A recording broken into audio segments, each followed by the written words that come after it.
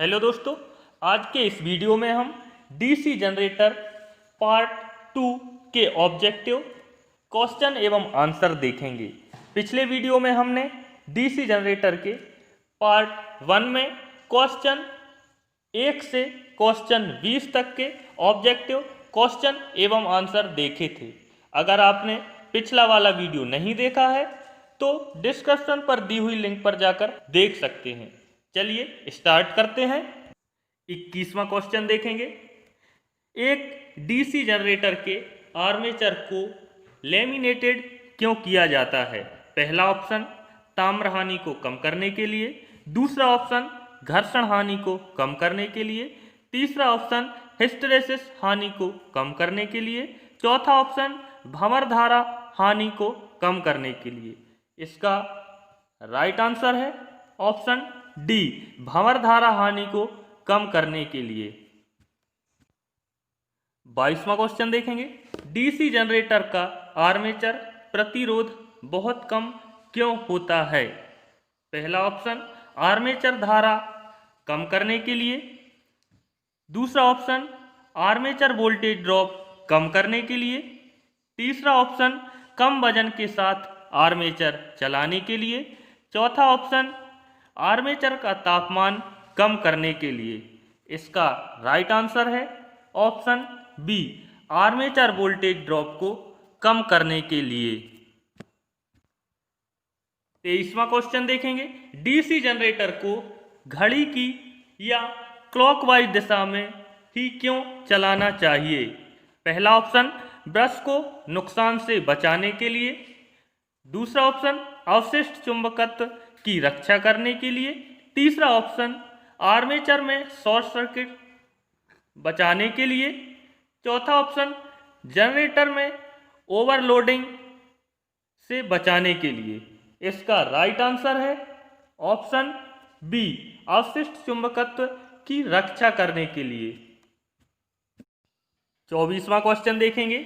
बड़े DC generator में compensating winding क्यों की जाती है? पहला ऑप्शन अधिक लोड कनेक्ट करने के लिए, दूसरा ऑप्शन कम्यूटेशन प्रभाव कम करने के लिए, तीसरा ऑप्शन आर्मेचर रिएक्शन या आर्मेचर प्रतिक्रिया प्रभाव को कम करने या बेअसर करने के लिए, चौथा ऑप्शन जनरेटर की दक्षता बढ़ाने के लिए। इसका राइट आंसर है ऑप्शन सी, आर्मेचर रिएक्शन या आर्मेचर प्रतिक्रिया प्रभाव को बेअसर करने के लिए। 25वां क्वेश्चन देखेंगे। डीसी जनरेटर के वोल्टेज का निर्माण करने में विफल होने का कारण क्या है?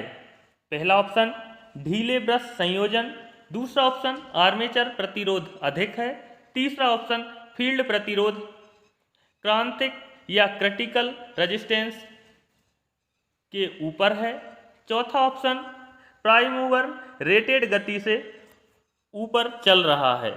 इसका राइट आंसर है ऑप्शन सी, फील्ड प्रतिरोध एक क्रिटिकल रेजिस्टेंस प्रतिरोध के ऊपर है। 26वां क्वेश्चन देखेंगे। जनरेटर का नाम क्या है यदि उसका फील्ड आर्मेचर के समानांतर क्रम में जुड़ा हुआ है?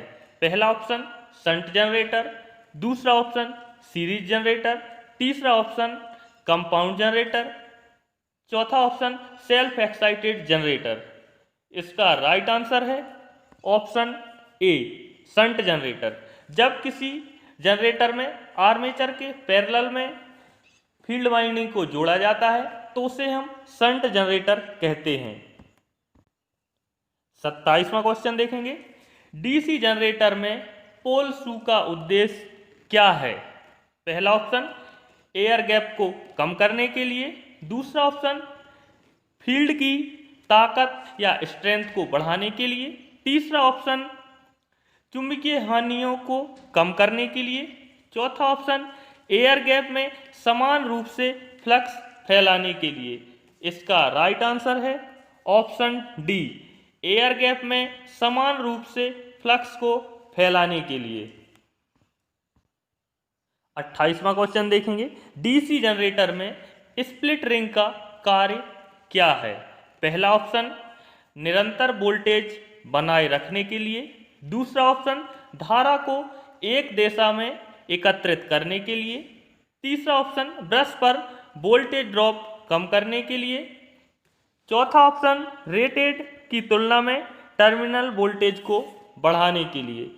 इसका राइट आंसर है बी, धारा को एक दिशा में एकत्रित करने के लिए।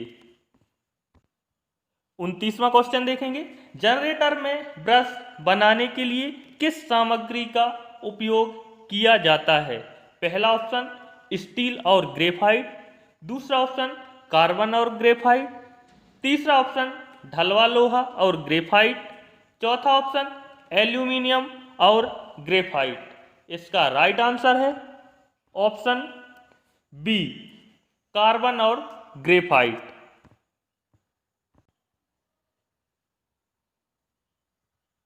30वां क्वेश्चन देखेंगे, क्यों डीसी जनरेटर अपने अवशिष्ट चुंबकत्व को खो देते हैं? पहला ऑप्शन भार में भारी शॉर्ट सर्किट होना, दूसरा ऑप्शन बिना लोड के लगातार चलते रहना, तीसरा ऑप्शन बिना रुके लगातार चलाना, चौथा ऑप्शन रोटेशन की दिशा अक्सर बदलती है। इसका राइट आंसर है ऑप्शन डी, रोटेशन की दिशा अक्सर बदलती है। 31वां क्वेश्चन देखेंगे, एक जनरेटर में योक और ध्रुव के माध्यम से चुंबकीय सर्किट कैसे पूरा होता है? पहला ऑप्शन फील्ड कॉइल से, दूसरा ऑप्शन आर्मेचर कोर से, तीसरा ऑप्शन लैमिनेटेड पोल कोर से, चौथा ऑप्शन आर्मेचर में बाइंडिंग कंडक्टर से। इसका राइट आंसर है ऑप्शन बी, आर्मेचर कोर से।